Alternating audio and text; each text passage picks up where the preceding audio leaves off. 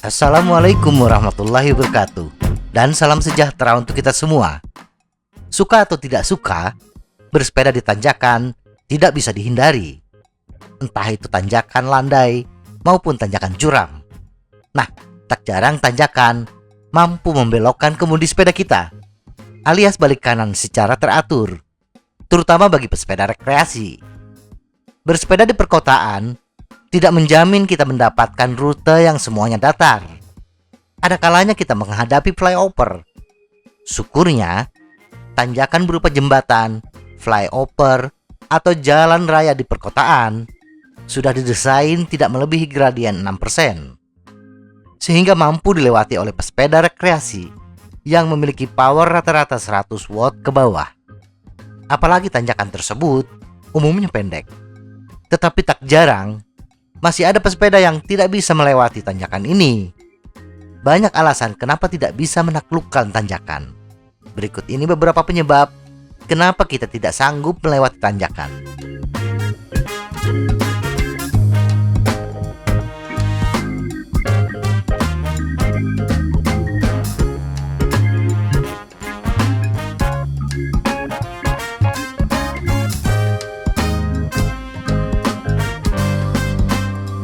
Mental. Penyebab utama kenapa kita tidak bisa menaklukkan tanjakan adalah kendala psikologis. Melihat tanjakan yang seakan menjulang, mental kita sudah jatuh duluan. Belum juga dicoba, dalam pikiran kita sudah tertanam, tidak mungkin bisa melewatinya. Ujung-ujungnya, kita turun dari sepeda dan menuntunnya menuju puncak. Ketidaksiapan mental tersebut muncul karena kita tidak percaya diri dengan kemampuan kita. Tidak bedanya kita bisa disebabkan kesalahan dalam gaya bersepeda, sehingga di masa lalu kita seakan disiksa oleh tanjakan. Trauma tersiksa oleh tanjakan inilah penyebab mental kita jatuh sebelum berjuang. Ciri kita stres ketika menghadapi tanjakan adalah jika kita menemukan kita mencengkeram setang sepeda dengan kencang, tidak rileks. Maka sambil menarik nafas yang dalam, tenangkan diri kita sebelum memasuki jalur tanjakan. Tenaga. Kesalahan yang paling sering dilakukan adalah memforsir tenaga di awal tanjakan dan kehabisan tenaga ketika masih di tengah tanjakan. Kehabisan tenaga ini terjadi ketika akan memasuki tanjakan. Kita memporsi tenaga dengan bersepeda secepat mungkin dengan menggunakan gear tinggi, mengandalkan kekuatan otot. Kelelahan muskuloskeletal akibat menggunakan tenaga otot yang berlebihan membutuhkan waktu yang lebih lama untuk pemulihan dibandingkan kelelahan kardiovaskular. Jadi, gunakan gear sedang, tidak terlalu ringan, juga tidak terlalu berat ketika di awal tanjakan. Dan fokus kepada putaran pedal yang konstan. Mengandalkan cadence untuk mencapai kecepatan tertentu akan menghemat tenaga yang bersumber dari kekuatan otot. Ketika akan mencapai puncak, inilah saatnya kita menggunakan cadangan kekuatan kita, yaitu mengandalkan kekuatan otot. Momentum. Sepeda adalah benda bergerak.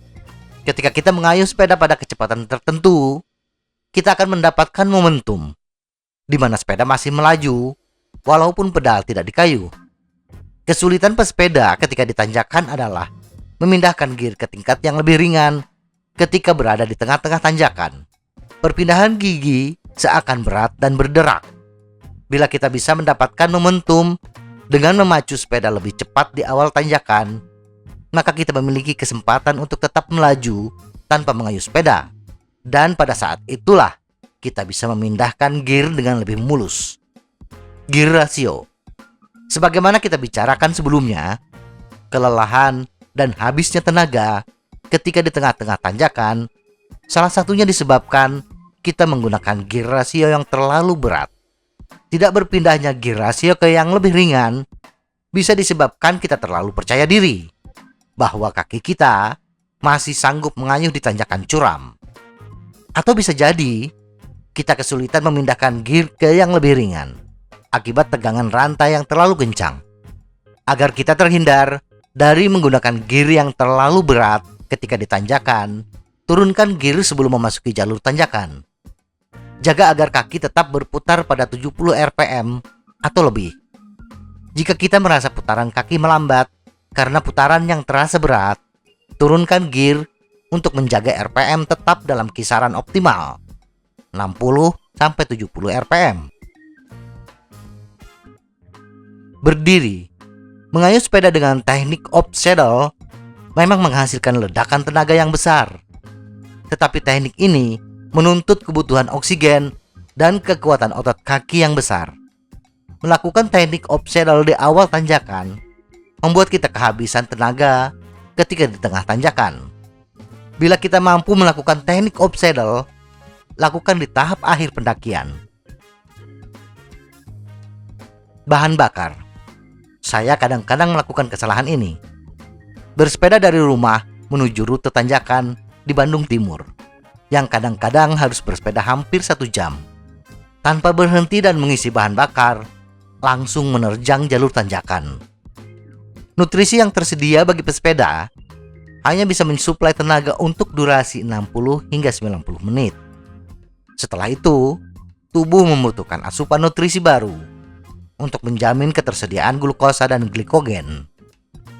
Agar tidak terjadi kehabisan bensin di tanjakan, sebelum memasuki jalur tanjakan, apalagi kita sudah bersepeda kurang lebih 60 menit, sempatkan untuk istirahat dan makan makanan yang mengandung karbohidrat tinggi yang mudah dicerna.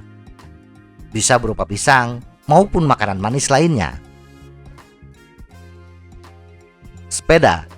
Rata-rata pesepeda yang merambah jalur tanjakan curam dengan gradien di atas 10% menggunakan sepeda gunung lengkap dengan box suspensi dan ban lebar dengan knop besar.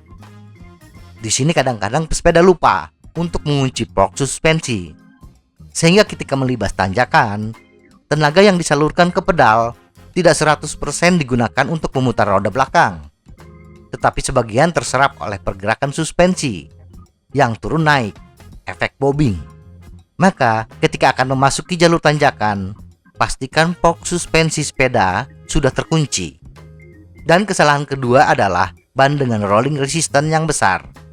Memang sepeda gunung pantasnya menggunakan ban lebar dengan knop yang besar, agar gaya traksi ban bisa mengatasi jalur off-road.